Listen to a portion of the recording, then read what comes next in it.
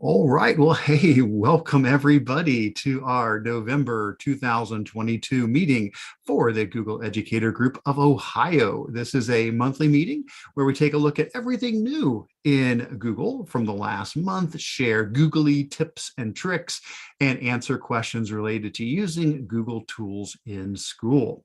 Howdy, everybody. My name is Eric Kurtz. I'm a technology integration specialist at the Stark Portage Area Computer Consortium, or SPARC for short.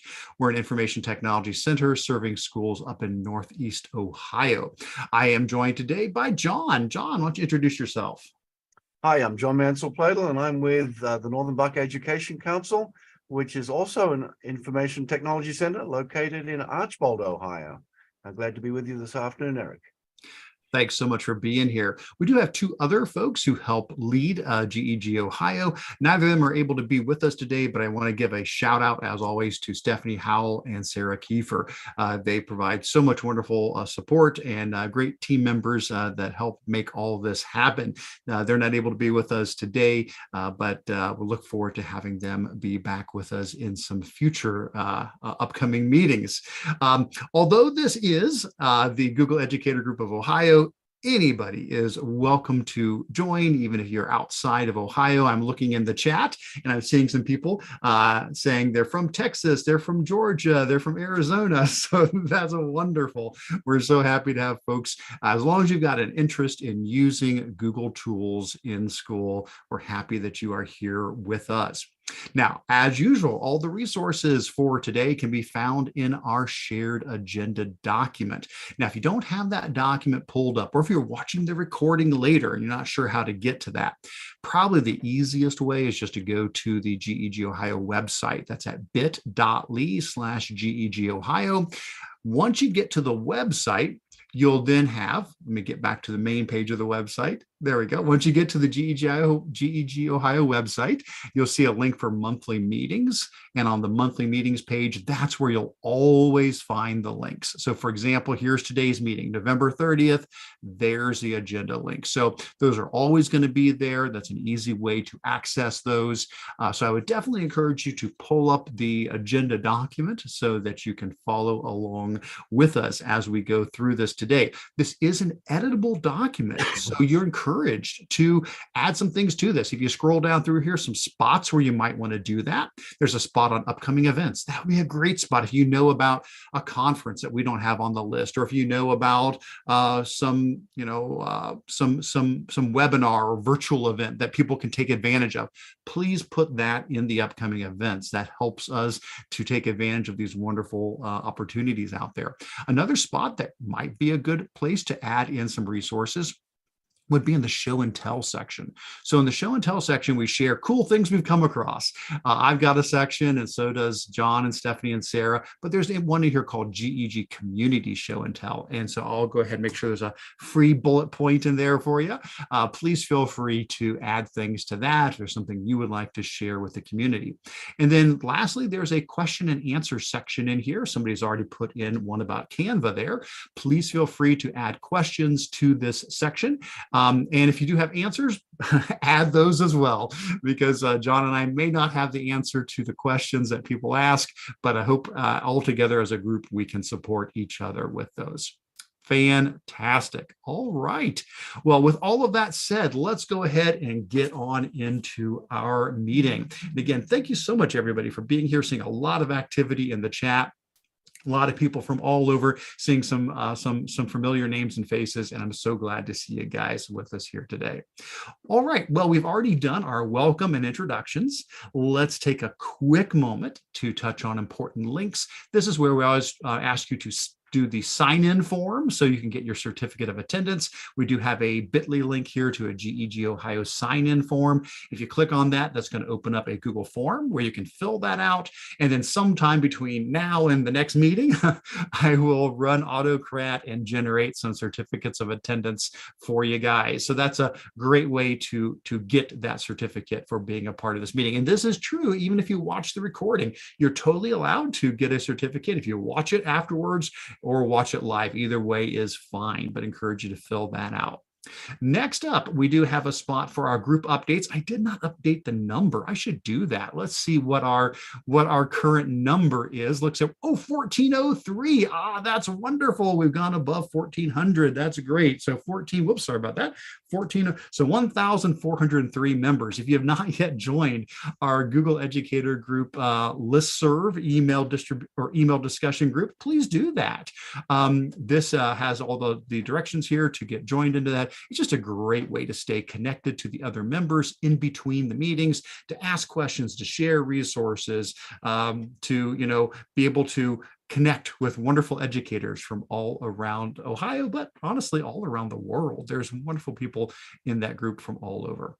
Next up, we do have a section here on upcoming events. Now, some of these are more Ohio specific. Having said that, though, there certainly may be some things in here. A lot of times people put in things that are virtual that can apply to everybody. But if you're not from Ohio, heads up, probably a little more Ohio specific here. One of the first is for upcoming events. Heads up, we're not going to have a GEG Ohio meeting in December. Now, we had mentioned that before. If you looked at the agenda or the calendar, you would have seen that we do not have that listed on our calendar. Well, understandably, a lot of schools are out for a winter break. And so we thought we would do the same. I think that's pretty much the way we've done it for several years going back. And honestly, Google doesn't typically release a lot of new features or things around this time of year. They slow down as well. So we do not have a meeting next month. Our next meeting is actually a little bit earlier in January than normal. Normally we shoot for the last Wednesday of the month. I'm going to be at the FETC conference though that last week, and so it just doesn't work out time-wise. And so January 18th is what we're going to do for our next one. So just heads up, a little bit different than when it normally falls in the month, but that will be our next meeting. Other than that, we've got links to OETC coming up here in person, February 14th through 16th. I see somebody has added the McCall conference. Love McCall. Wish I could be there this year. I've got some other commitments, but I've been to the McCall conference before. That's in Detroit this year. It jumps back and forth between Detroit and Grand Rapids. Great conference. And then the ITIP, Ohio Google Summit, coming up in May. Somebody else added in the Ohio Technology Leadership Summit. I did not put that one in. John, if you added that or somebody else did, if you want to speak to that, or do you know anything about that, John? I do not know, but if someone wants to put something in the chat, we can certainly mention it. All right. Okay. Well, good. Awesome. I'm glad that is on here. I'm not familiar with it. Eric, I am presenting at McCall and OETC and ITIP. So although I haven't been approved yet for ITIP, but definitely for McCall.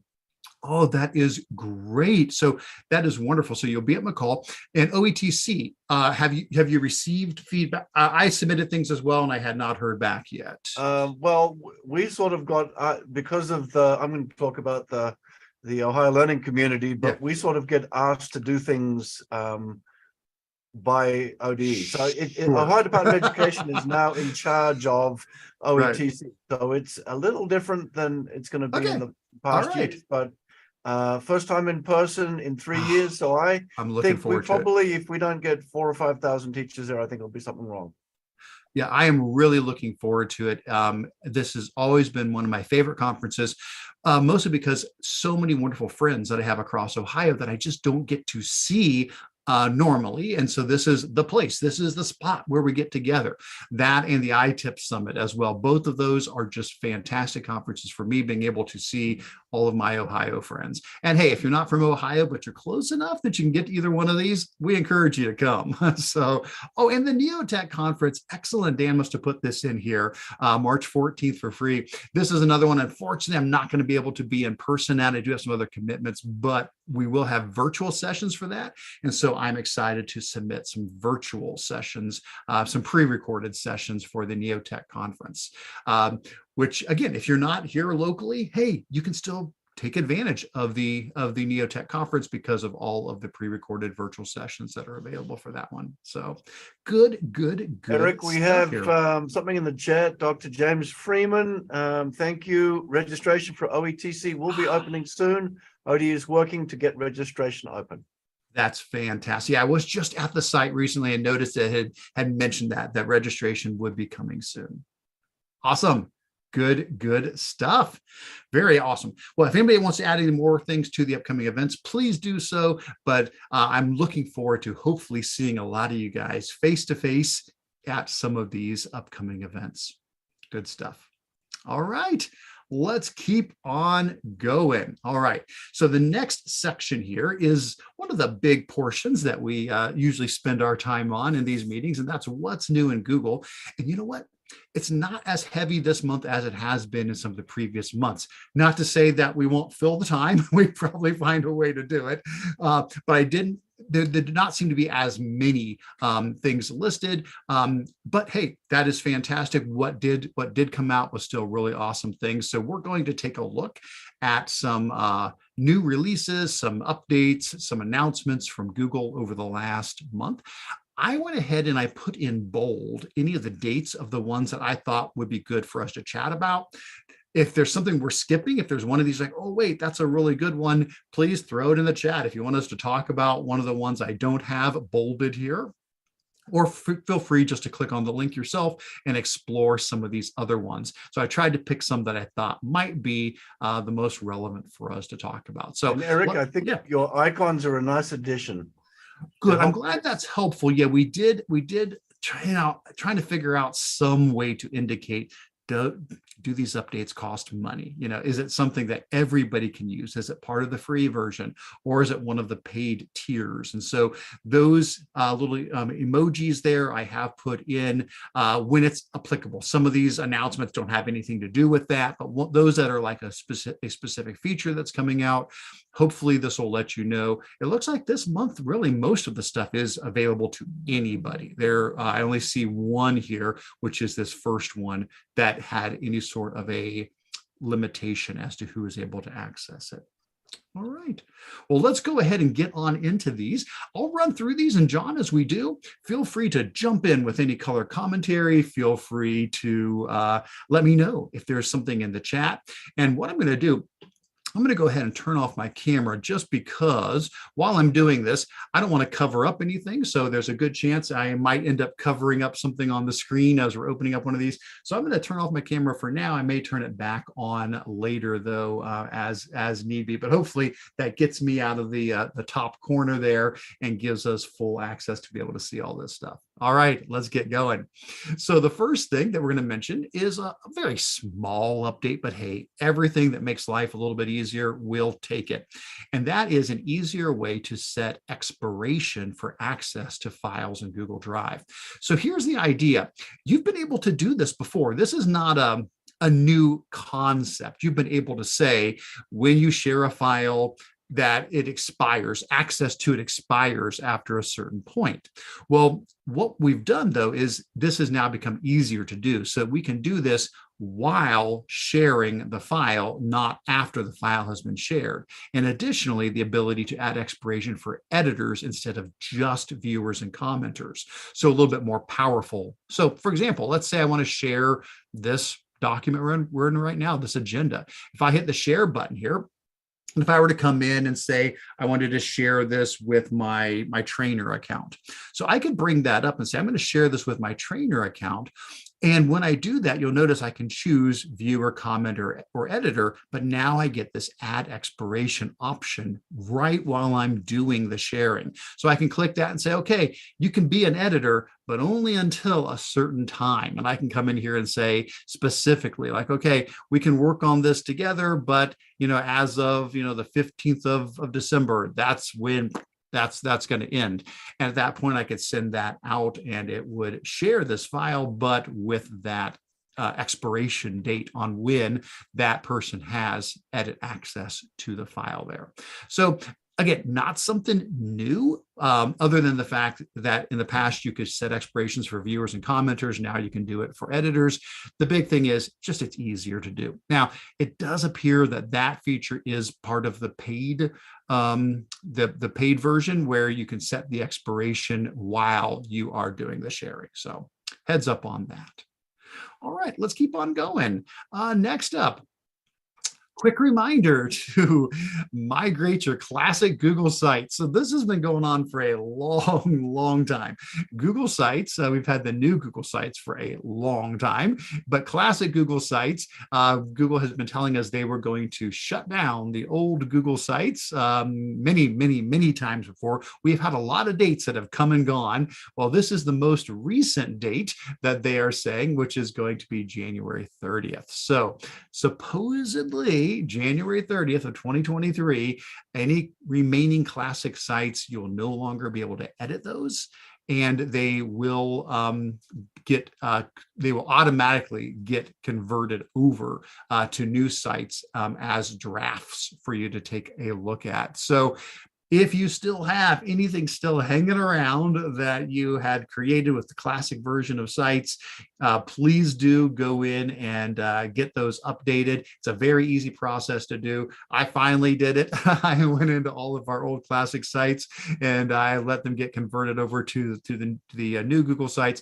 Afterwards, yeah, I had to go through and I had to clean stuff up because not everything looks exactly the same. But there's so many wonderful features in the new Google Sites.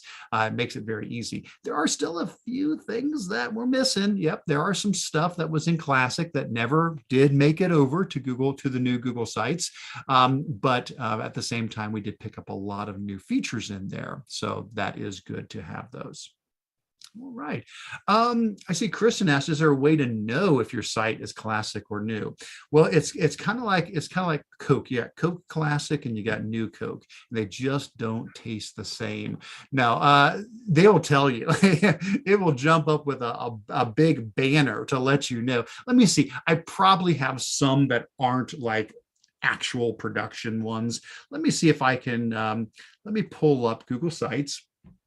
And this is, of course, the new version. Let me go back to classic sites. So down here in the bottom left corner, we'll go back to classic. I'm sure I've got just some things we were just playing around with. So these are not things that were actually, either I've made a new version of them or something like that. It's like we did a book study. So if I pull up this book study here, this was a website for a book study we were doing on the book fair isn't always equal. I've made a new version of this in the new Google Sites, but you'll notice once I go to the site, it pops up here, action needed. Classic Sites is going away soon.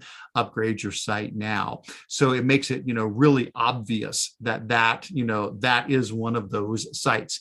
You can also just go like I did to the classic sites. So if you're in new Google Sites, if you go to sites.google.com and you click back to classic sites, that will take you to the old version of sites, and then you can see any of the classic sites that you still have access to. So that's a good way to go in and check and see. It's like, and I know all of these, I know these are ones that we have taken care of at one point or another.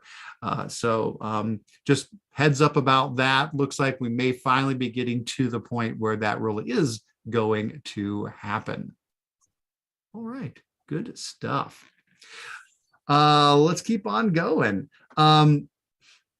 Oh, John said new sites can also show up in Google Drive. Yeah, absolutely. So that would be another way to see if it's showing up in Google Drive, it is a new site, not the classic site.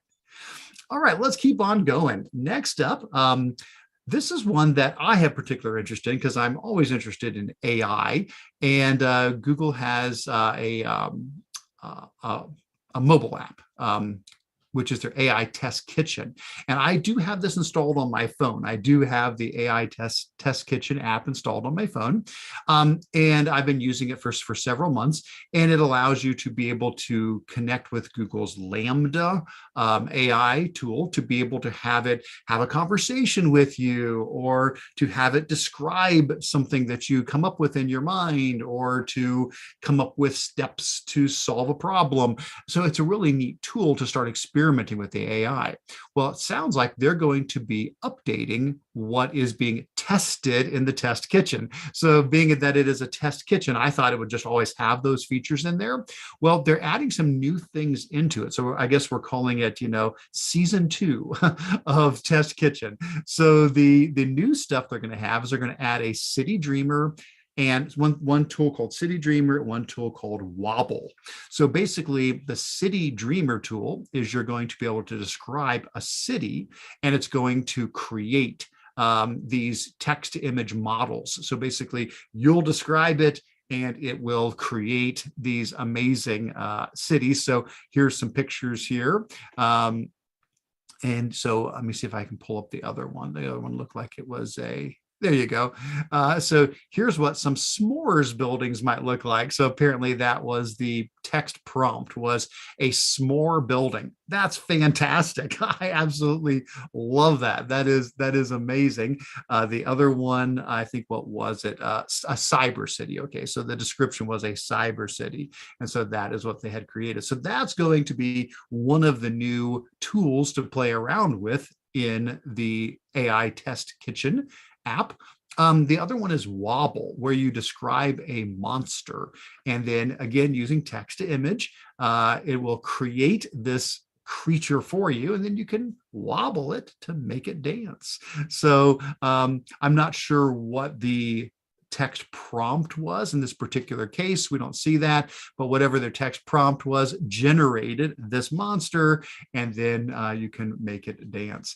Now, both of these are taking advantage of something that I think has really caught a lot of attention recently, which is text to image. Both of these are doing that. And so the idea behind text to image is you write something, and then the AI takes what you wrote and it creates an image based on it. So this is not image search. It's not taking your text and saying, oh, let me search the internet and find a picture that matches what you wrote. Instead, it is creating a brand new image that never existed before from your text. And we've seen this in a lot of places. I know that the DALL-E 2 model was one that has gotten a lot of attention. Google has their Imagen tool that does this as well. And just recently, Canva added this right in. And so we won't go into all the details on that, but further down in this, under my show and tell section, one of my recent blog posts was how Canva has added AI text to image right into Canva. So if a student is writing a story and they want to have an illustration, and there's no good Google image search that matches, that thing that they want, because they've made a really fantastical story, and, their story involves a bear flying, in a rocket, and there's no bear in a rocket image that they can find, or whatever the case might be. In Canva, they can now use the AI text to image tool to illustrate their story for them. So I've got a whole blog posted here later on if you want to check that out, where I walk you through that new tool, how in Canva you can pull that up, you can type in what your description is, and then it will go out and generate those. I ended up using it to do a story, a cute little poem about a rainbow cow. And there's not a lot of rainbow cow pictures out there, and so this worked really well to be able to find these really to have it generate these really interesting rainbow cow images that otherwise I would probably not have had a chance to get those. So I'm just saying, keep an eye out for this. This is really something that, when it comes to AI, we've talked for a long time about AI and what impact is artificial intelligence, what impact is machine learning going to have on education. I think we're starting to now see some of the practical inroads, the places where we're seeing it getting into the classroom. This is one of them. So one of them is text to image. So the idea is, I'm going to expect to see this popping up in a lot of tools now that it is something that is becoming much more widespread. The idea that a student could write a story and then have it illustrated for them, so that now they can share that story with everybody, and it can have these wonderful illustrations. Or go the other way, they could put in a few keywords, have some of these images created, And then those images could inspire the students to write. So they get the pictures and they write about them. So either way, it kind of makes this circle there. And so I'm really excited to see how students use these types of tools going forward. So always excited about AI, that one in particular. Now, it hasn't shown up in the app yet. When I just opened up my test kitchen app the other day, and I still had the original 3 experiments in there. I did not have these 2 new experiments yet. So I'm not sure when that rolls out, but it's on its way. So I am looking forward to that. Good stuff. All right. Excellent. Well, let's keep on moving. All right. Next up, the next thing. Hey, a new feature in Google Sheets, and that is the ability to create a timeline in Google Sheets. So we've got a couple things here. Got a link out to the Google blog where they were talking about this feature. And so here you can see the little animation. It talks about this new timeline feature rolling out there. And then looks like we have another link. Yep, this one is out to just their help page about this as well. And I do want to make sure that this, you know what? Yes, this is available to everybody. Again, the only thing it's not available to is people with personal accounts. So heads up, if you're using a school account, you're fine. If you're jumping on your personal Gmail account, it's not available for that. So this is something you would need a school account for.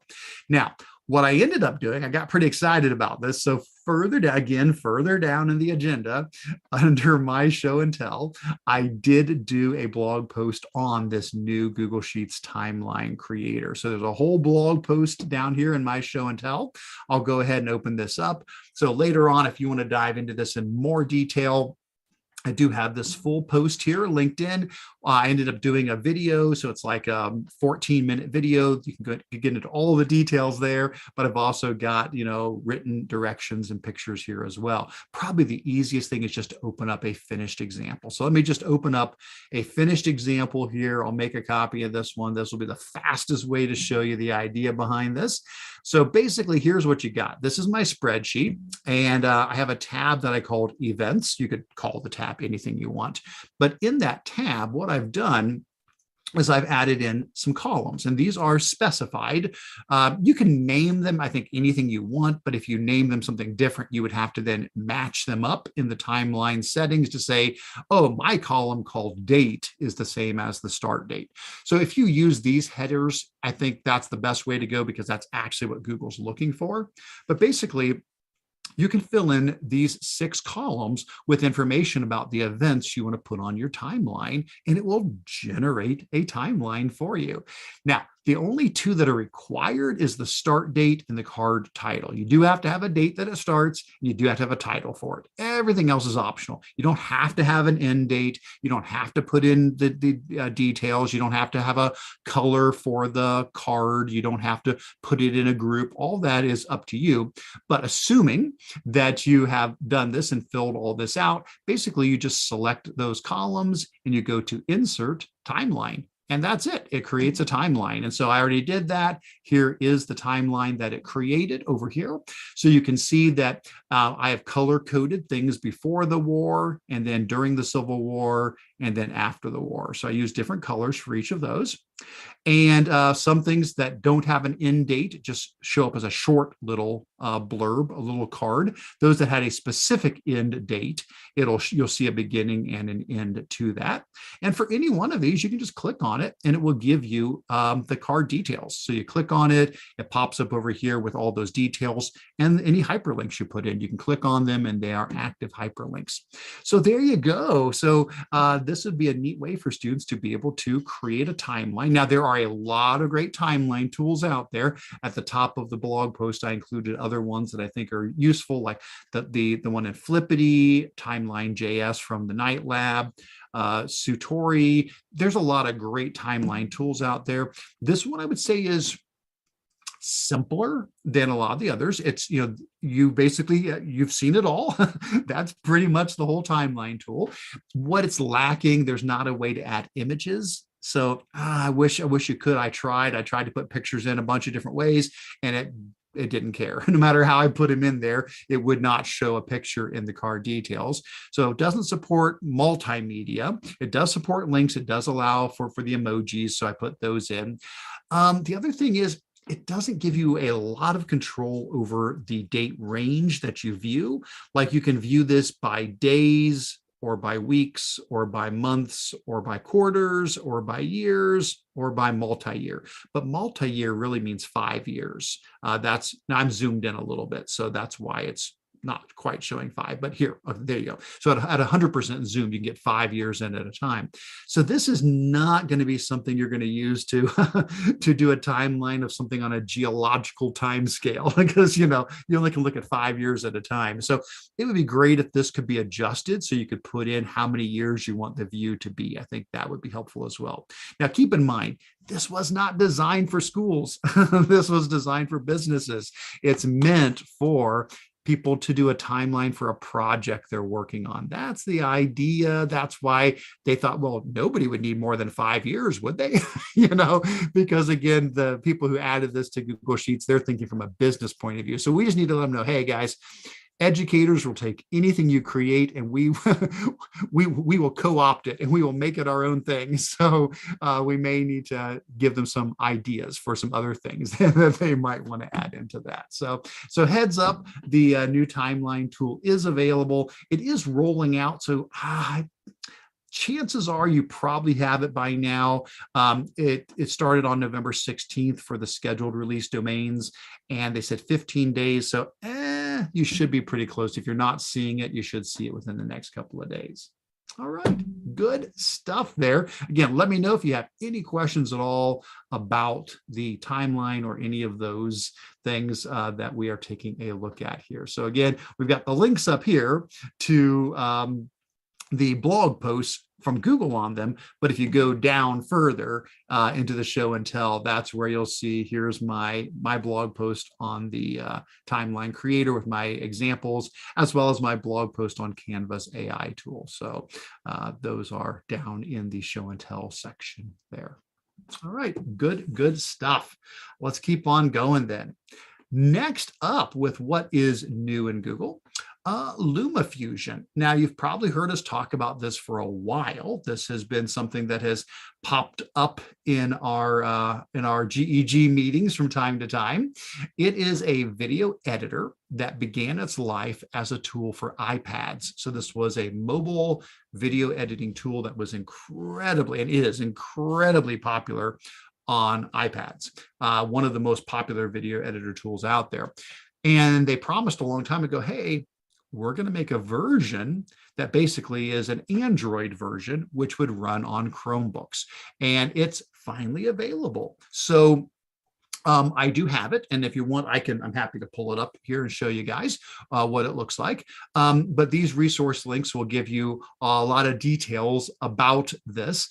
But for example, this one link takes you out to the main page about how the open beta for Android and ChromeOS devices is now available. So it does cost money, but it is a one-time price. So it's not a subscription. So this is not, oh, I want to use this video editing tool, so it's going to be $5 a month or $7 a month or something. Nope. It's a one-time cost, and then you own it. You've got that app forever. Normally it's $30. It's $20 now during the beta time. So I did go ahead and purchase that, and I've got it on my Chromebook. And I certainly am happy to pull that up if you guys want to take a look at it. I can pull my Chromebook in through the Chrome Remote Desktop tool. But in short, it is a very full-featured video editing tool. You've got the ability to add, video and pictures and audio and titles and transitions and, layer things on top of each other and trim stuff and intros and outros and all sorts of stuff. And it is a very solid video editing tool. I was very pleased with it. The only thing that's kind of unique about it is it was designed for mobile. So the buttons are a little bit different.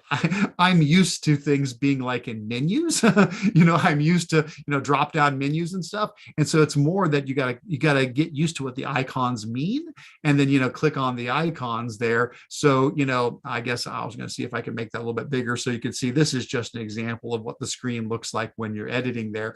So like some of the icons here, you got to kind of get used to knowing what they mean, and then, tap on them and it opens up all those menus that you need to get to. So if you're more comfortable working on a mobile environment, you're going to have no problem at all. I had a little bit of adjustment as I was doing that, but I was really pleased with it. I was able to take some video that I shot this summer, some pictures, some audio clips, and just put it all together, throw in some transitions, and boop, spit out a nice video. So I was really happy with that.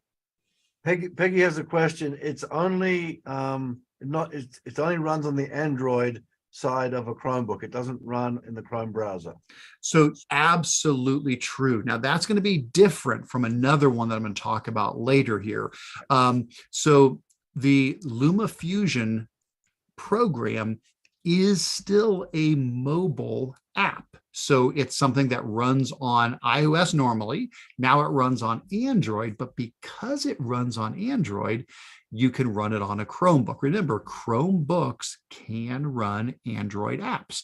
Now, you do need to turn that on. That is something that isn't just turned on by default. So I turned it on for my Chromebook. As a school, you can manage that. You can enable Android apps for your Chromebooks as well. And there you go. You can run it on a Chromebook, and it ran really well. It ran very smoothly. Now, this is still the beta period, so maybe there's some stuff there, changing and tweaking and stuff like that. But yes, so this is not going to run on a Mac or Windows. Well, I don't want to say Mac. I don't know enough about the Mac world. The Mac probably does run that perfectly fine. So I'll take that back. On my Windows device that I'm sitting on right now. No, in the Chrome browser, I would not be able to run this on my Windows device. I am going to contrast that though.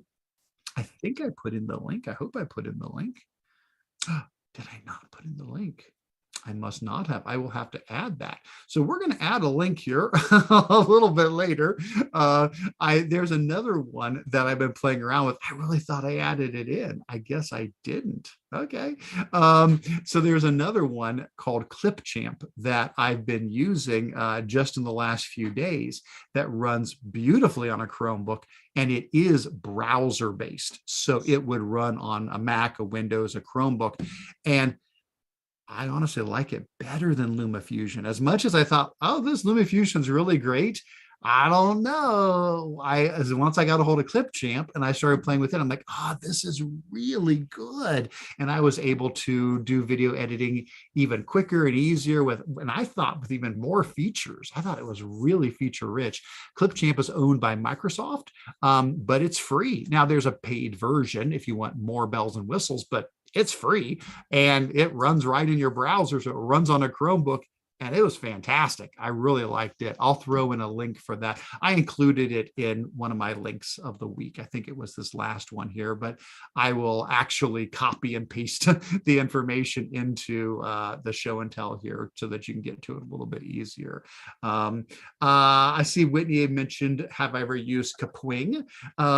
Yeah, I used to call it Capwing, and I don't think that's right. I think it's Kapwing. Yeah, Capwing's another great one. Thank you for mentioning that, Whitney. We are actually in a really good place now with video options. We're starting to get a lot of really good video options there. Dan did mention about Clipchamp being purchased by Microsoft. That is correct. Yes. Yeah. But I was really, really pleased with that. I thought that one was great. Awesome. All right. So as we're looking at video options, LumaFusion is now an option for Chromebooks. So if it's one you want to investigate, that is a good place to start. So John, you had a question about them being local or cloud-based. Yeah, so they are going to be local. Yeah, they're going to be saving locally to your device. So yes, so you do need to have some local storage on your device to be saving, these videos and images and stuff that you're stitching together. That can be a challenge, especially like with Clipchamp. I was just mentioning that the other day. I think Clipchamp is a great tool. If you want to do cloud storage, that's one of the paid features. So I don't want to say no, I'm not saying you can't do it, but that was the paid feature. The free version of Clipchamp, it saves locally. You can save as much as you want locally. There's no limit. I mean, you can make as many videos as you want, as long as you want, but you're saving to the local device. And so if a student is using the same Chromebook in a one-to-one program, fantastic, because they're always grabbing their same Chromebook. But if they're using a different Chromebook every day, then something like that would not work on the free version. You would not be able to pull stuff down from your Google account or from the cloud because it is being saved locally. So that's a good question and a good point. Awesome. Well, again, I will pull out the Clipchamp stuff and I will get that added in further down as well when we get further on down here. Awesome. All right. Please let us know if you've got other questions, comments. John, if you see something somebody has mentioned that I have missed, please do call that out. Excellent. I think my comment about where video is going on the Chromebooks is that it's interesting that we are pivoting back to managing resources on the Chromebooks themselves with the updates to the screen recorder and other features that they've introduced for Chromebooks. You're using that local storage for that, and then these other applications, obviously that run in the browser, they're able to use local storage. Can get away from a lot of the performance problems that we had in the past with using the cloud-based video editing, because just the file sizes when you start talking video are huge. Right. So we can accomplish that on this $250 device, which is awesome. Absolutely. All right. Good stuff. Well, hey, let's see what else we have for updates. Next up, just a small one. This is not a big update here, but if you're on a Chromebook, you probably know that you can already make animated GIFs from the camera. This update is that soon you should be able to make animated GIFs from the screen recorder as well. So the idea is, again, this is not something new. We've been able to do the animated GIFs from the camera. So if I go out to let me see. I did this recently. I just had a post. Chromebooks can do that. There we go. So in Chromebooks can do that. I talk about how you can pull up the camera app, and in the camera app, you can record animated GIFs. They're 5 seconds long. And boom, there you go. Very easy.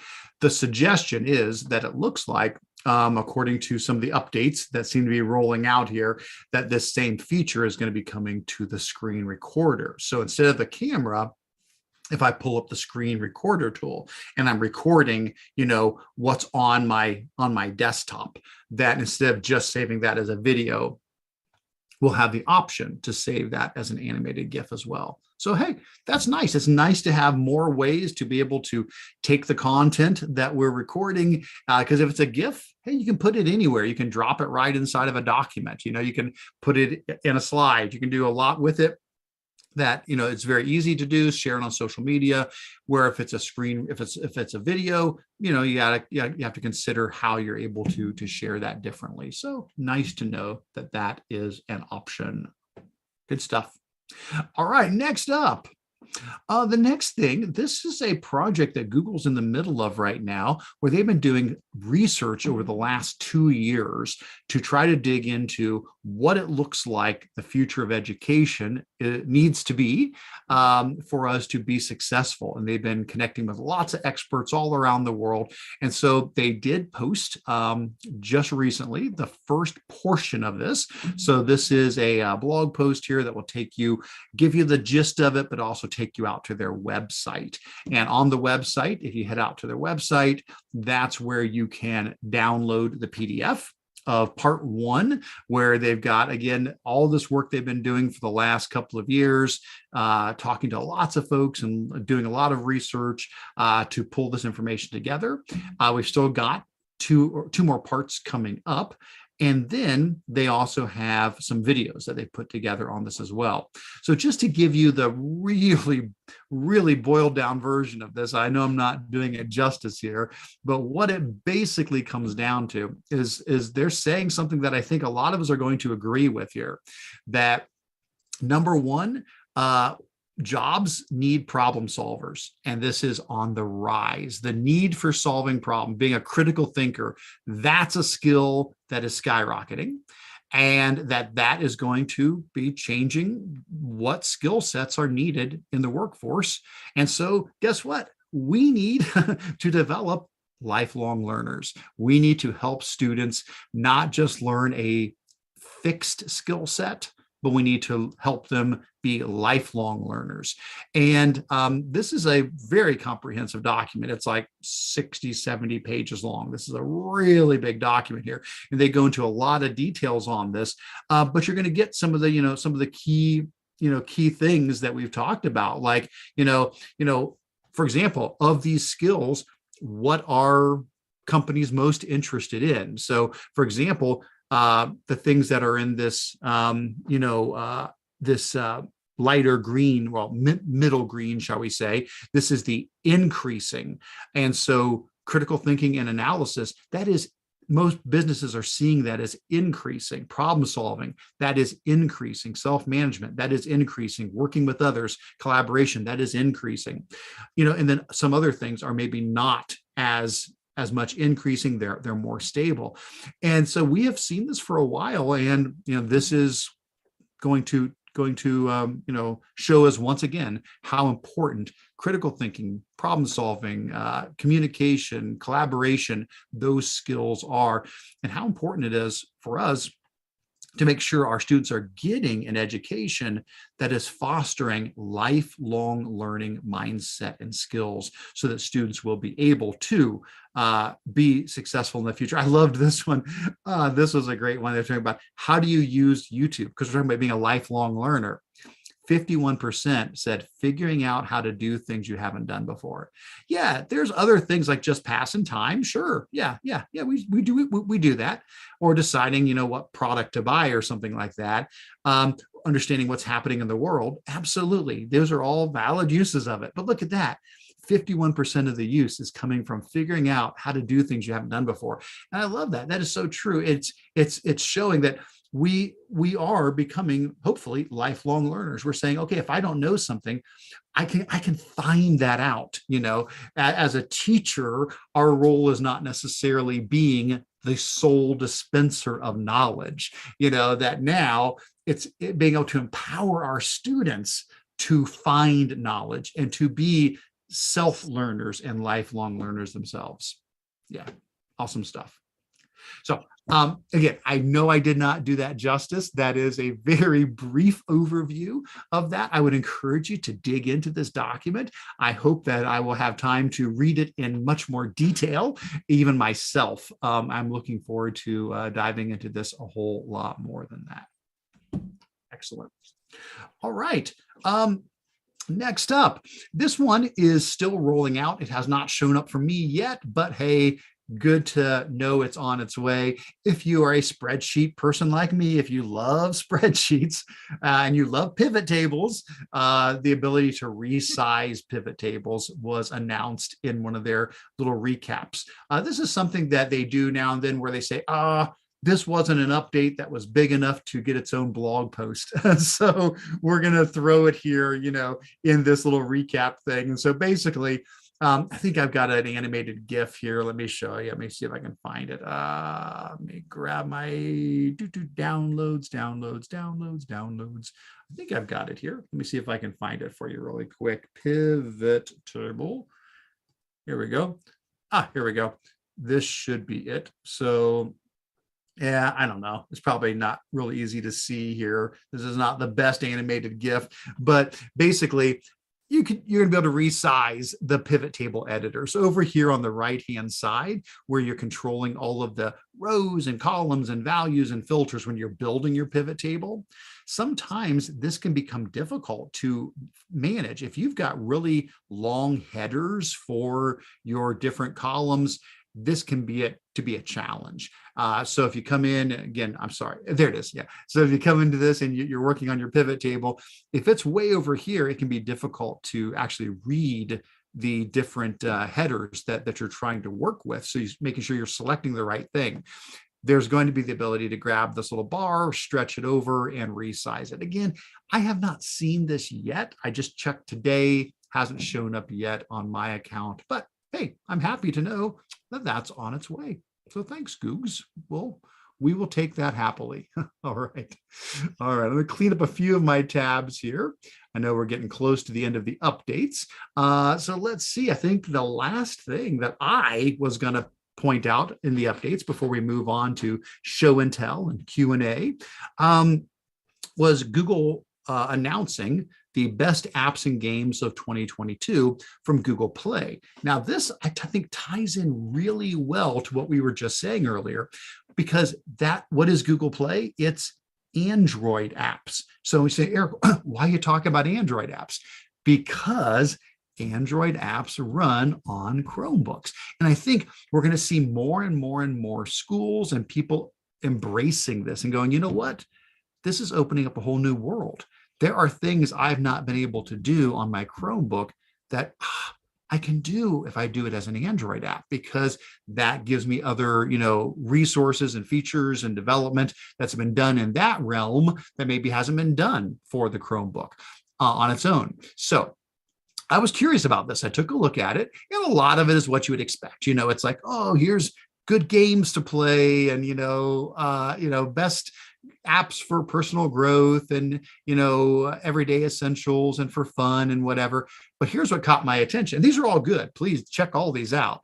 But I love this. It says new category, best for Chromebooks. I love it. That's great. So right here in their list of best apps, best Android apps for 2022, they now have a new category called best for Chromebooks, and they chose BandLab as their example. And so I went ahead and installed it, and I was playing around with it, and it's great. It reminds me a lot of Soundtrap.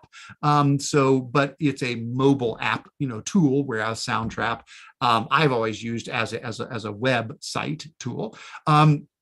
But it worked really well. I was able to, here, I don't know if we've got some, see if I've got some decent images I can bring up here. So yeah, this is pretty much what it looks like. So you can throw in all these different layers of music and from lots of different instruments. Now, if you play instruments yourself, you can play the music and pull it into BandLab, but you can also use the pre-made instruments they already have, or the loops that they've already got. You can record your voice as well.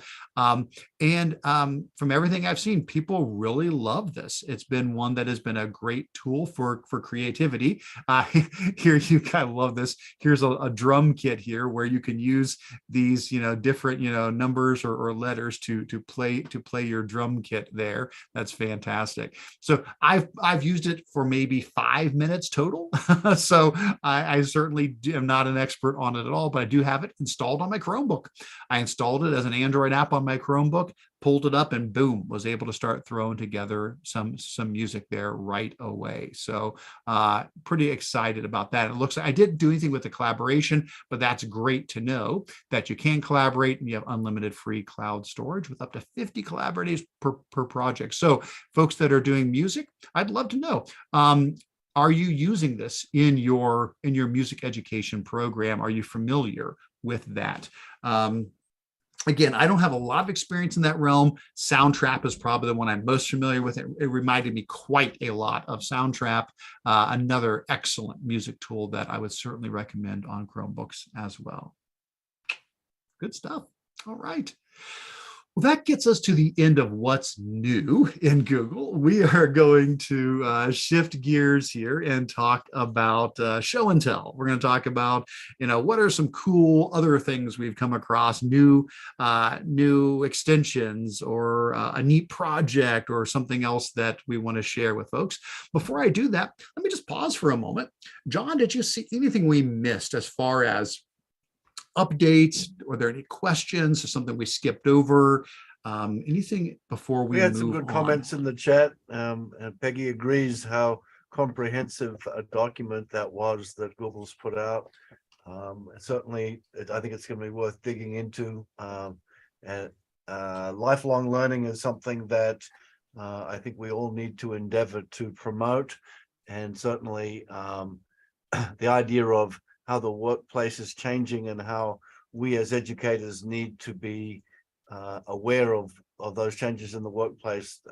That the only way that you can get that is by continuing to learn about the new things, the new technologies, the new jobs that are coming up, so that we can prepare our students to take up those positions. Well, I appreciate that, and that is an excellent point. Thank you so much for sharing that.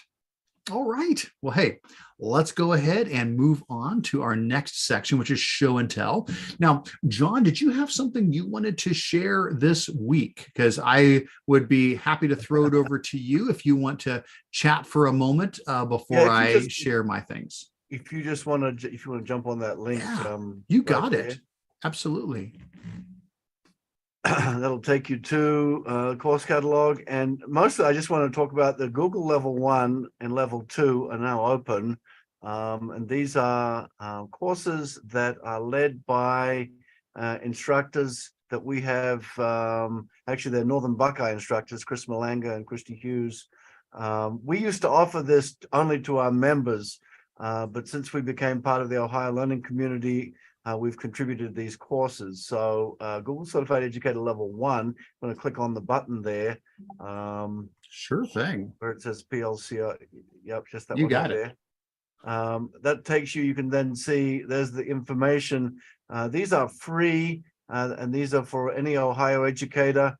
There are 8 modules in that one. It's aimed at K-12 teachers.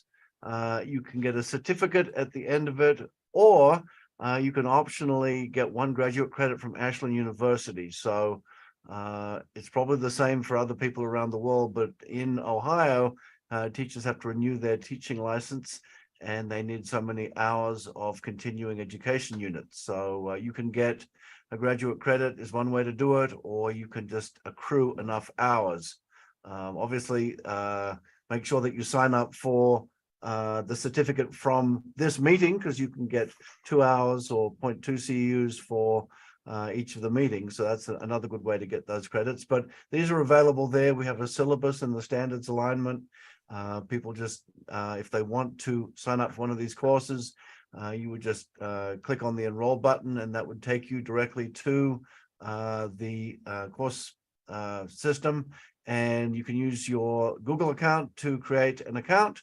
And you click the enroll me button and you're in, and you can begin the course. So we're going to encourage, and again, if you're not from inside Ohio, we do look at what domain your email is, and you'll be asked what school district you're from. So it's kind of based on the honesty system, but we would, for right now, this is being paid for with money that was given to Ohio for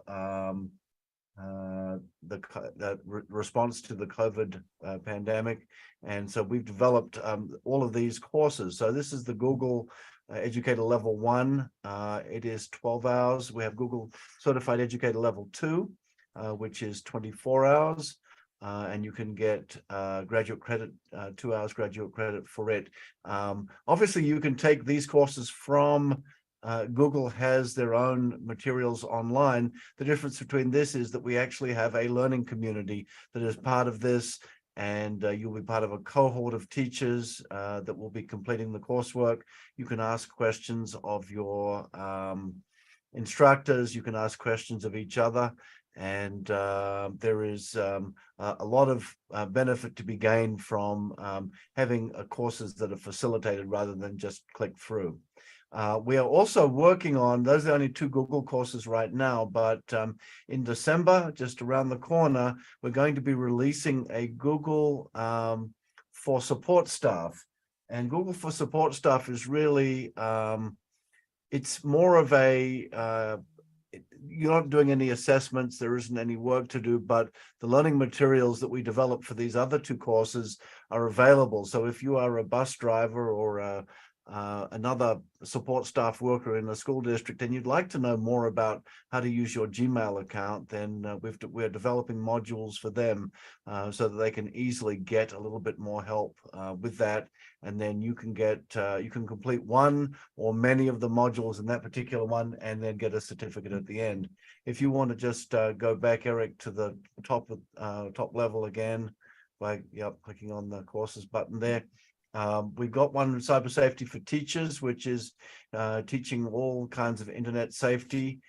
There's one on differentiation, which is helping teachers to prepare for differentiated instruction.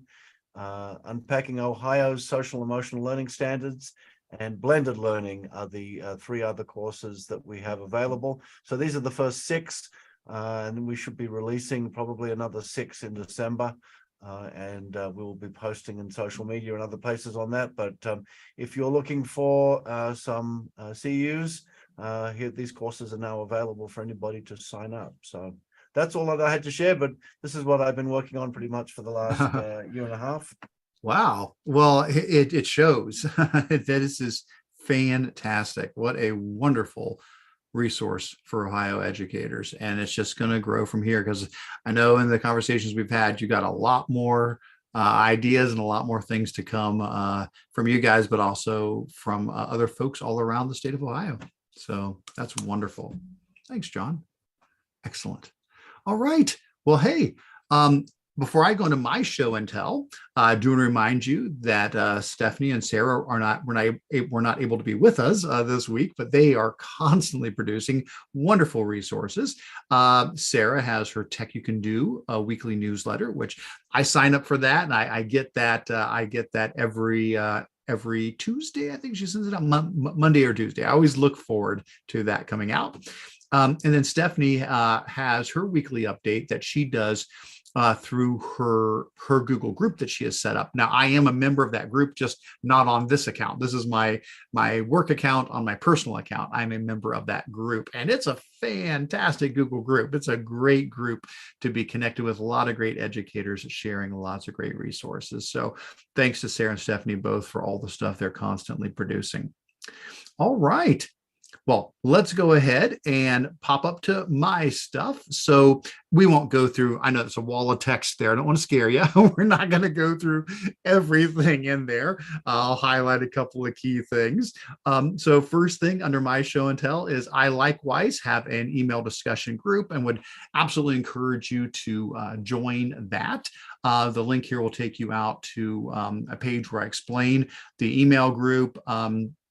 It's just a regular Google group that you can join. We've got hundreds and hundreds of people in it already from all over the place, and they're doing a wonderful job asking questions, sharing, helping answer problems that people have. It's a great, great way to be connected with other educators. So if you have not joined that group, hey, there's another one for you to join. I hope that would be valuable for you.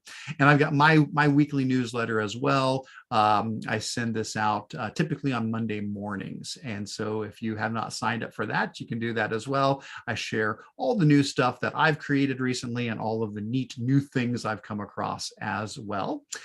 However, I also do that as a live stream video now. This is something new. I've started this since the last GEG meeting. So this one's new.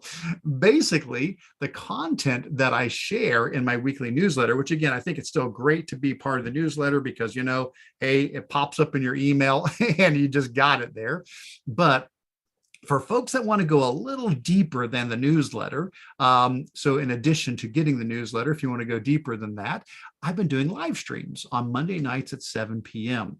I'm streaming them on YouTube, Facebook, and LinkedIn, so whatever works for you is fine. And basically, I'm taking my links of the week that I've been doing for a while, and I'm chatting about them. You can get to this information.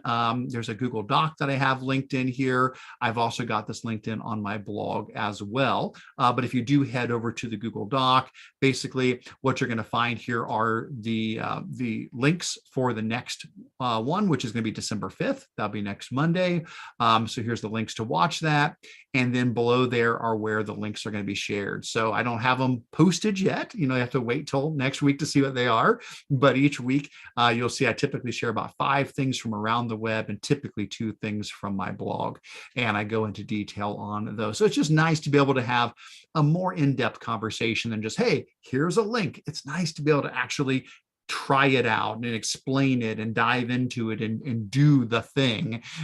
So I'd encourage you, if you want to join me live for those, fantastic. Again, Monday nights at 7 p.m. is when I'm planning on doing those. And so we'll probably continue to shoot for that. If you can't join live, that's okay. Of course, I'm going to record that video. And so those recorded videos are always available as well. If you head out to the Control Alt Achieve site, you'll see that each week when I post, I'll just go back up to the top. There's an EdTech Links button up at the top there where the same information is there as well. And each week I do a blog post. So like here's the one from Monday, EdTech Links of the Week. So this has the video from that and the live video that we did. And then here's the tools we went into. And so Clipchamp was one of them. Yeah, there it is. So Clipchamp was this week. It all kind of runs together at a certain point there. But yes, Clipchamp was the one that I shared, was one of the ones I shared this week, as well as several other tools in there. So definitely encourage you to take advantage of that and jump in and join me. And if you can't join live again, the recordings are always available there. So good stuff. All right. Next up, so I have had some posts on the blog. Couple of these we've already talked about. We've already talked about the new timeline creator. We've already talked about Canva's AI tool. So what haven't I mentioned? Just a couple of quick things. I did have a blog post recently called Chromebooks Can Do That. This was a compilation of things I've done before. So it's not all brand new stuff, but it's putting it all together in one place. So this is a session I do where we look at all of the things Chromebooks can do that maybe you didn't realize. So taking the most advantage of your Chromebook. So we talk about, and there's 2 videos here. There's a 47-minute webinar and a 13-minute additional one. So a full hour worth of training there. And of course, a document and a slideshow and all that good stuff as well. But we talk about using the camera tool. We talk about the screen capture and screen recording and screencasting tool. We talk about the touchpad gestures. We talk about multiple desks and offline access and keyboard shortcuts and Android apps and accessibility tools and just loads and loads and loads of stuff. So definitely encourage you to dive into that one if you are wanting to learn more about how to make the most out of your Chromebook, or if your district bought a whole bunch of Chromebooks during the pandemic and you feel like, are we really making the most out of these? Do we know all the bells and whistles of how they work? Now, something that came from that was new was I did make a poster on touchpad tips. So I wanted to add touchpad tips in. I had not added that in earlier. I did not have touchpad tips included. And so I said, oh, I'm going to just add those in. Well, I got carried away and ended up making a poster. So here is the poster. It's gone through a couple of changes since I first made it. So if you don't have the most recent version, feel free to get a copy of the most recent version. There's a PDF, PNG, and Google Slides version of this.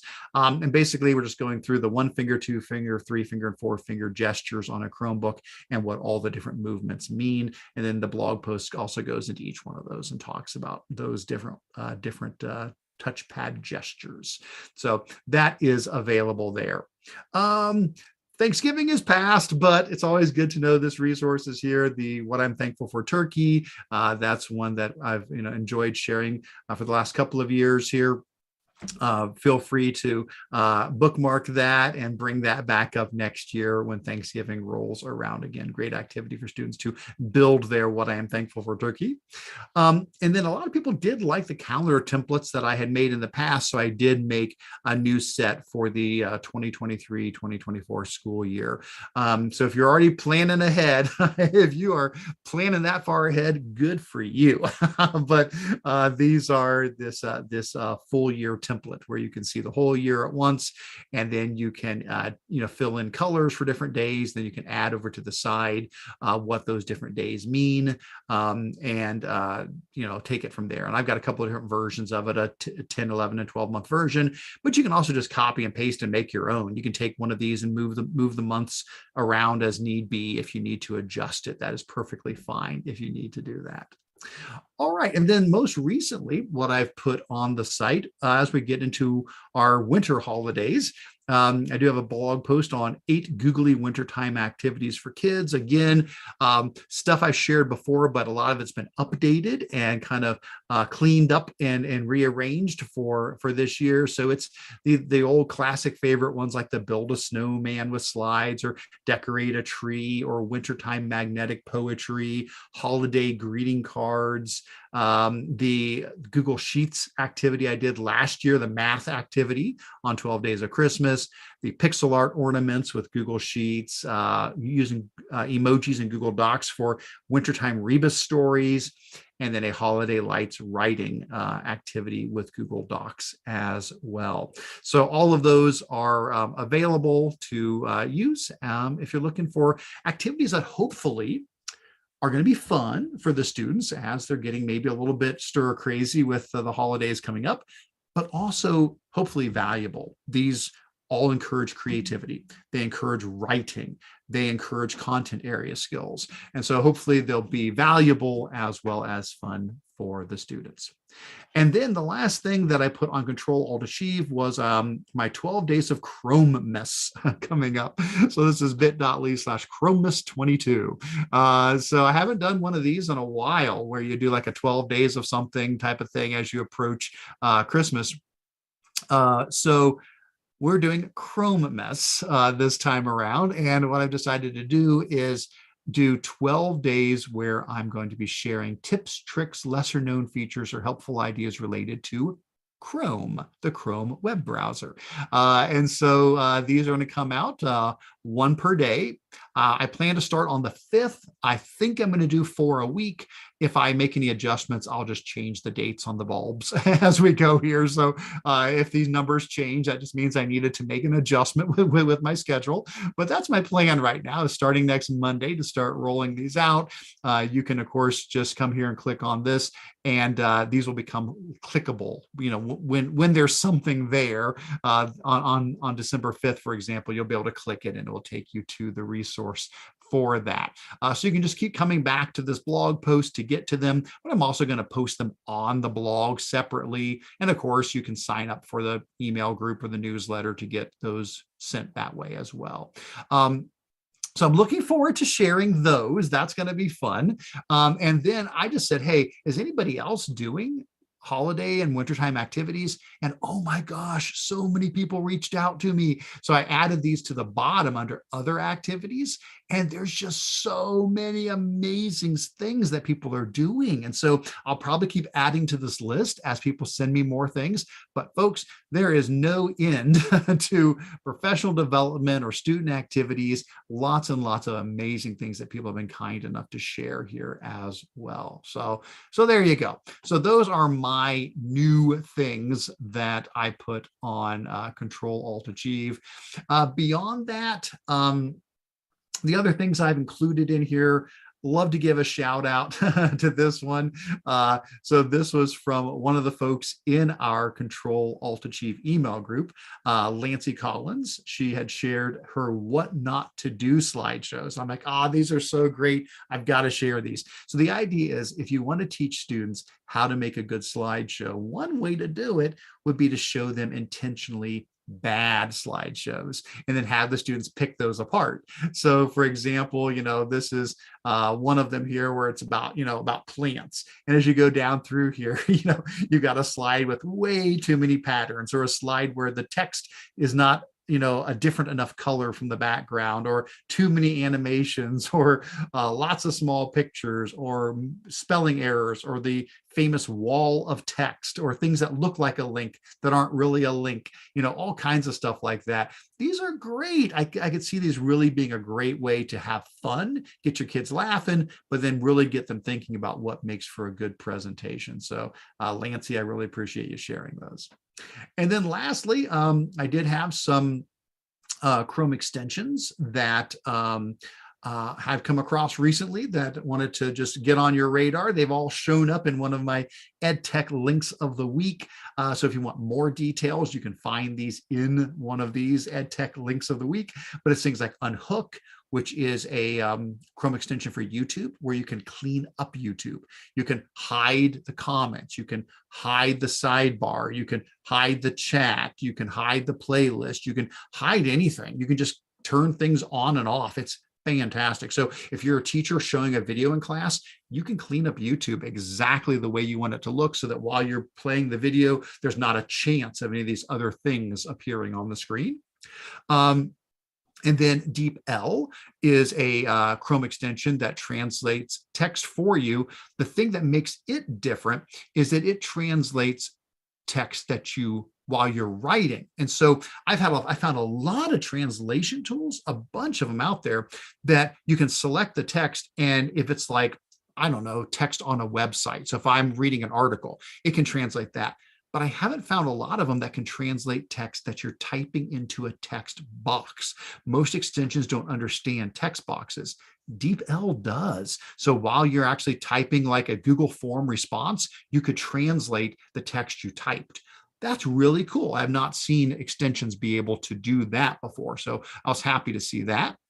And then Beep is an extension that's very similar to Moat. So love Moat. Can't say enough good things about Moat.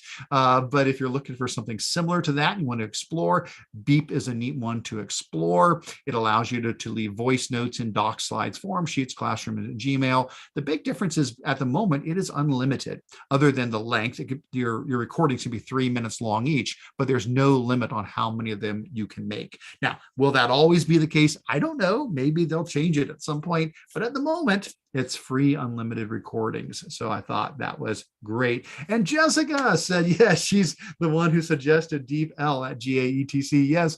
So I am so happy, Jessica. Thank you for being here. So DeepL, that was during one of the sessions. I was doing my Google Tools to Support All Learners sessions at the Georgia Educational Technology Conference. And Jessica mentioned DeepL, and I really appreciate that. That's where I got Unhook as well. One of the other attendees was in my YouTube Can Do That session at the Georgia conference and mentioned Unhook. And that's the thing I love, guys. If I don't learn new things when I'm presenting, I'm doing something wrong. I want to share and I want to teach you, but I want to learn from you. And so I hope that I am, always bringing back new ideas when I'm doing a presentation that's not just a one-way communication, but that we're learning from each other. All right, that's fantastic. Now, I did promise I would put a link into Clipchamp. So I will break that out real quick. I did have it inside of this blog post this last week. So I will grab the Clipchamp link here, and I will at least put it into the blog post here as into the show and tell as something else to highlight. So let me go ahead and pull this in real quick for us, just so that it is here. I don't want to not include that, since I mentioned that I would. So Clipchamp, free video editor.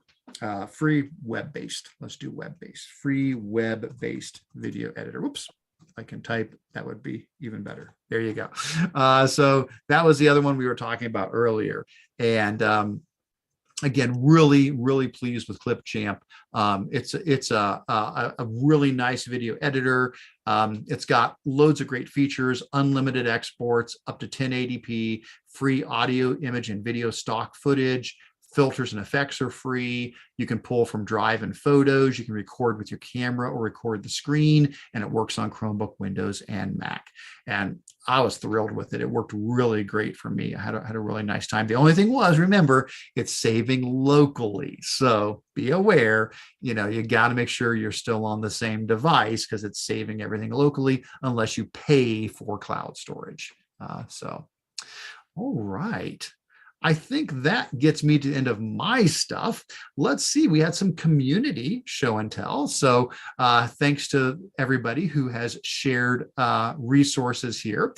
So this first one comes from Raf. Now, Raf is from GEG Belgium and Netherlands, and he's an awesome guy. I love Raf. He is so cool. He shares great resources and he's so supportive of everything we do here as well. I always get good comments from him on the videos we post and things like that. So he's a great supporter of us.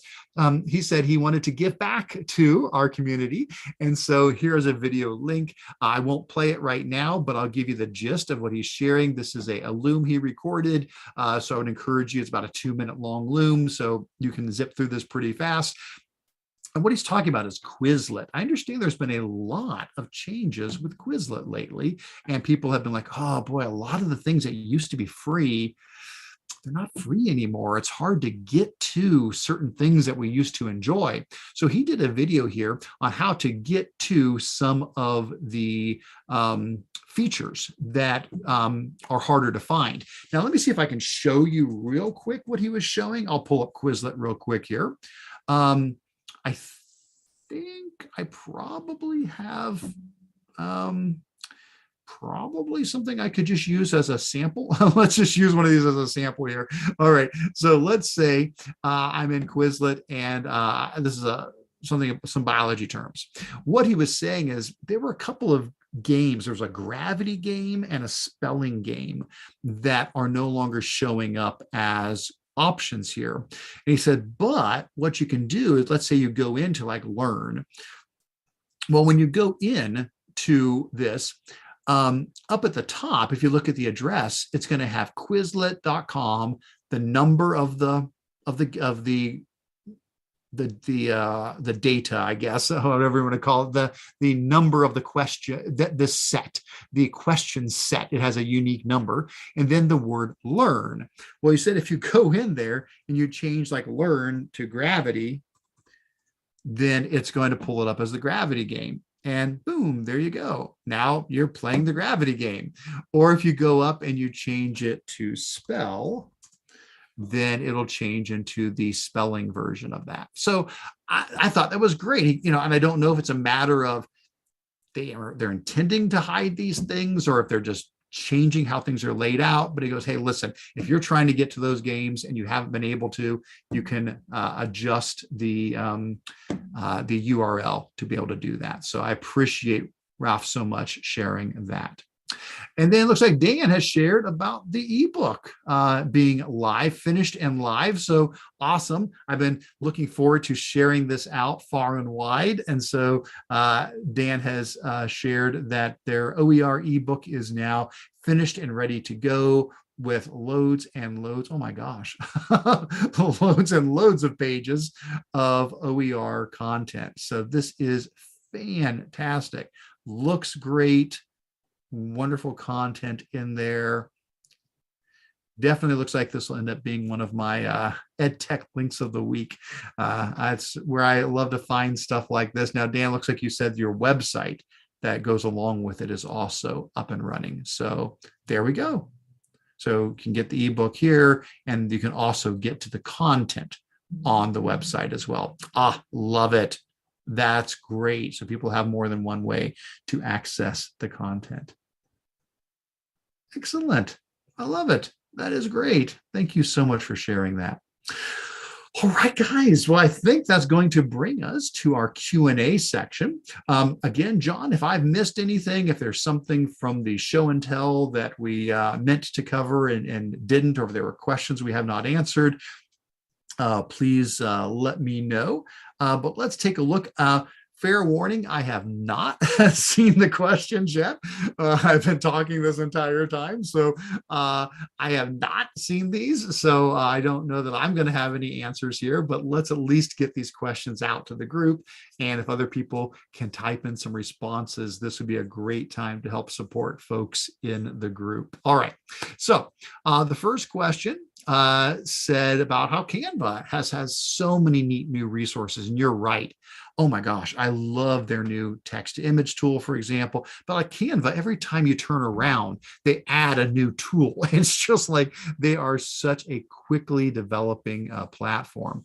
The question, though, is what about younger students? The question was, they believe that it says 13 or above. Does anybody have younger elementary students using it? So let me see. This response was, we don't allow student use in our district since you can't turn off the post link to social media and other COPPA concerns, but there are schools that use them with at least middle school. So I don't know. John, do you know, does anybody else want to chime in on using Canva with students below 13, if that is something that is currently a limitation on Canva? And if not, that's okay. Well, I believe that you can, and I know this was the workaround for, I'm just trying to think what it was. There were several other things that had that under 13 restriction. And if you do your rostering through Google Classroom, then, I guess a lot of it depends on what agreements your parents have signed as to what applications you can access. But the workaround, and it might have been Scratch. I think you can't get Scratch accounts if you're under the age of 13. But Google, for example, included that in with what's it called? CS First, and so that was a workaround. And again, you're using Google's agreements for students under the age of 13. I wonder if you're using rostering inside of Google Classroom and linking that to Canva, if that doesn't, you're not covered under Google's agreement. And I do see somebody's added in that Canva does provide parent consent forms. There you go. Excellent. Wonderful. Well, that's the beauty of a group like this. Somebody hopefully has at least some resources to help support that question. All right. That is great to see that. Well, if anybody else has more to add to that, please do. Next up, just an open question here. I don't think there's a right answer to this one. They're just curious what folks are using for their go-to interactive whiteboard app with touch displays. Are you using Jamboard, Lumio, or others? So yeah, feel free. If you guys are, if there's one you want to give a shout out to, feel free to fill in here what whiteboard type app you are currently using. I would definitely add one to that list that I know we've talked about, which is FigJam. I know we've had that mentioned in these meetings before. And I'm going to guess, was it, I don't know if it was last month? It all blends together. Let me see if the resources are in last month, or we have to go back 2 months. I don't always remember. Let's go back to last month and let's do a quick look for FigJam. Let's see, FigJam. I've got a few references to it in there. Yep, there we go. Yep. So this must have, this showed up as well. So yeah, let's go ahead and let's just copy this. I think this was probably from Tom Mulaney. He probably shared this last month. We'll go ahead and we'll just add that in so that that is included in the discussion here, so that people have access to that. Eric, Jessica has a suggestion, and I'd forgotten about this, but Canva does actually have a process for bringing whole districts on board with Canva, and she suggests that maybe that would also allow you to include parent agreements for students under the age of 13. Excellent. Yeah, that's a great point. Rather than just having a teacher going out and signing up for an account and having doing an onboarding as a district, because it is free. If you go to head back over to my post on Canva, I did include links in there to their educator version. So you can go to canva.com and get a free personal account, but at canva.com/education, you can say, oh, I'm a teacher and I want to get verified. But you could say, no, we're a whole school. We want to have our entire school be, approved for Canva. There's going to be a form here that you can fill out, and that's going to allow you to say, we're interested in using this as an entire, school or school district. And that would lead you into that onboarding. So that's canva.com/education. All right, excellent. And people are mentioning Miro, excellent. Canva and Cami as well as good options. Oh, a lot of good options here. Happy to see all of these. Excellent. All right, next up. Any successful workaround for Sphero app no longer available for Chromebooks? It renders bots useless unless you have iPads. Let me see. As of June, we have removed the Sphero EDU app listing from the Chrome Web Store. Users are able to download the Android app on their Chromebook computers. The Sphero EDU app is no longer available for download from the Chrome Web Store. So it sounds like switching over to the Android version. Now, keep in mind, I don't know that this is something that is Sphero doing this intentionally as much as, remember, Google said years ago that they were shutting down web apps. When you used to go to the Chrome Web Store, you had web extensions and you had web apps. And they said, we're moving away from web apps. And they turned it off for regular users years ago, but they said for Chromebooks, they would allow them to keep limping along for a while. But eventually the idea was, you guys got to move off of web apps to something else. So websites or web extensions or Android apps or something else. So it sounds like that's the plan, is that Sphero said, hey, we've put everything into an Android app, and so put that on the Chromebook instead. So you would need to have a Chromebook that supports Android apps and also that does Bluetooth low energy or LE to control those Spheros. Okay. And we use Spheros a lot, and some of our schools have been using the Chromebooks, although we do have a set of iPads specifically for that. But you're correct. The support for apps is slowly being taken away from Chromebooks, and they're pivoting to using Android apps instead. And I believe that they have beefed up the web, not the web store, the Play Store now, so that you can whitelist certain apps in there. And I wouldn't be surprised. You mentioned, Eric, you wondered if you could use that video editor on the Mac, and I think iPads and the current generation of Macs are actually all using the same chipset, and I see the same thing happening with Chromebooks eventually, that it's all going to merge in together, and iOS and macOS will probably be very similar, or they'll have the ability to run the apps on the same apps on both platforms. That seems to be the way that they're going. Yeah, well, isn't it Google, is it Fuchsia? Isn't that what no, Fuchsia, I spelled it wrong, sorry. I believe Fuchsia is sort of that idea that Google's been developing for several years in here, that I think I may have misunderstood it, but my understanding was that was kind of the idea, that it could be maybe an all-in-one operating system that combines like ChromeOS and Android all together, but I could be wrong. Awesome. Well, wow, a lot of Android app questions this time. There's a question about, if you're using Google Play apps on a Chromebook, how do you manage them in a K-12 environment, installing pay apps on certain Chromebooks? Well, so if other people have more to add to this, please do, please do, because you're probably more into the thick of it and you've had to deal with this.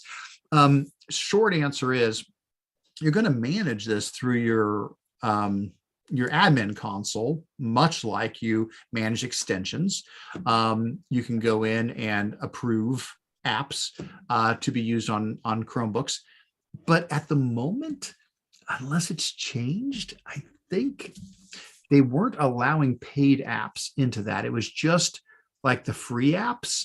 And if you wanted to have something that cost, you had to actually pay like directly to that company. You had to you had to buy it from the company. You weren't able. I guess what I'm saying is the Play Store was not supporting payments for education. I don't know if that's changed. If that's changed, let me know, because when I last did it, I was able to go into the admin console, I was able to select the apps I wanted, but they had to be free apps. Those were the apps I was allowed to push out to the Chromebooks. So again, I think it would be more a matter of you'd have to, if it was a paid app, I guess you'd have to pay the actual company themselves, to purchase it, or install the free app and then pay the company for the upgrade license. And if I'm butchering that, I apologize, but that's been my experience, that when I went in, I did not have the full access to the entire Google Play Store from the admin console, just things that were free. Now that's totally different on my personal Chromebook. On my personal Chromebook, I've got full access to the whole Google Play Store. I can install anything. So like that's how I put on the LumaFusion one that costs $20 for the beta. I was able to pay for it and push it onto my Chromebook because that's my personal Chromebook. I wonder if they're asking about volume licensing. I think that's like kind on of the iPads. The Apple has a volume licensing where you buy 10 licenses for something and then you can deploy them out. I don't know if there's an equivalent. Well, they used to have that, and they killed it. They used to have, and I'm going to forget the name of it now. This has been years ago. They had a really slick tool, web-based tool for managing Android apps, on like Chrome or on Android tablets that I think could have been extended to Chromebooks, and they shut that down. And I think it was a Google Play for EDU. I think it was. I can't remember the name of it, but they shut it down years ago, which was unfortunate. And it was really slick. It was really easy to do, to manage your licenses. So I don't know the answer to that. That's a good question. Maybe somebody else who's here today or watching the recording later can throw in something to push us in the right direction on that. That would be great. All right. It looks like our last question here says, sorry, this question has probably been asked over and over. Vote for best Creative Commons student safe district allowed images website. So tired of notifications of students accessing image websites. Just want to give them one or two allowed options. Yeah. Well, I guess that's a good question. Folks are saying already using the image search option in the Google app is school safe. That is true. If you are just saying insert image, search the web, this is a reduced amount of images. So if I search, for something here, I'm getting things that have the safe search filter turned on, and there are also things that are allowed to be reused. So it is a limited set of images already. So that's great for people to use that. Same for the Explore tool. Yep, the Explore tool is going to do the same. Now, if you're saying outside of Google's search, are there a couple of student safe Creative Commons websites that people recommend? Please feel free to throw those in. I certainly would. I do have a blog post where I went into that a long time ago on ones that I thought were pretty decent. Free images. Let me see if I can find it fast enough here. There it is. So here's one I did years ago. So it probably needs an update. That's like four years ago. But I listed a whole bunch of sites that I liked. And then I went through each one of them and I kind of gave a little rundown on, okay, how does this site work? Does it have adult content?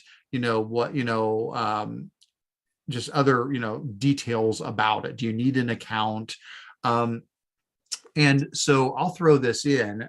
If you want to explore some of these, again, Could be that you want to see if things have changed in the last several years on these, but these were some places that, at least at that time, I felt were valuable for finding images.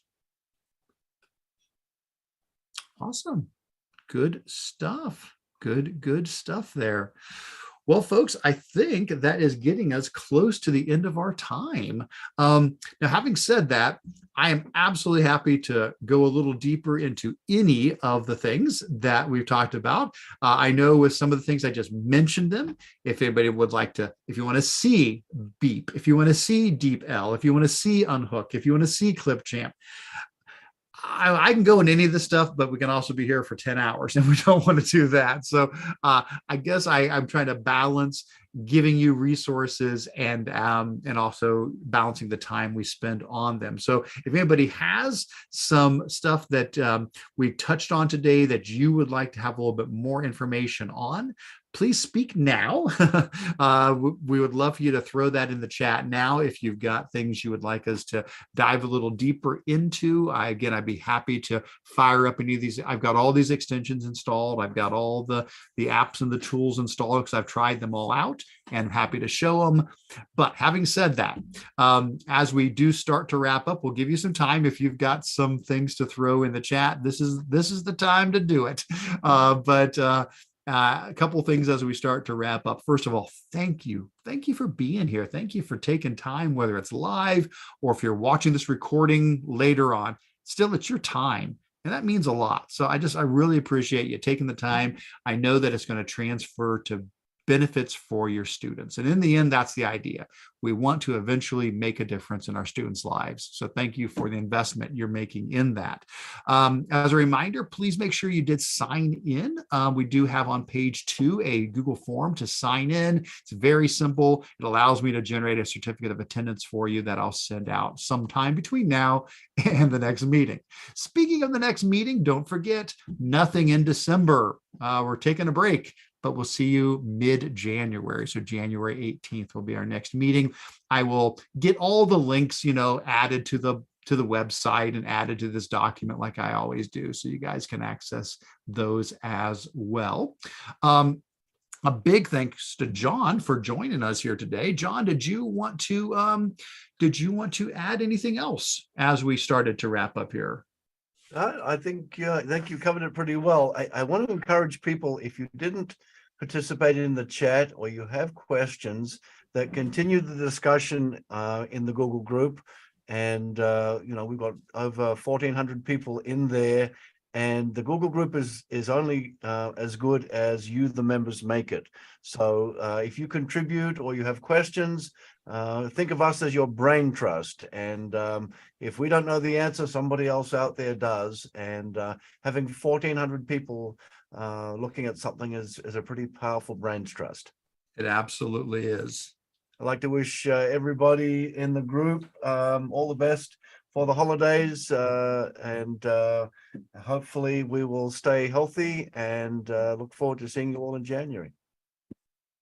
Fantastic. Well said, John. I will leave it at that. Thanks, everybody. Take care.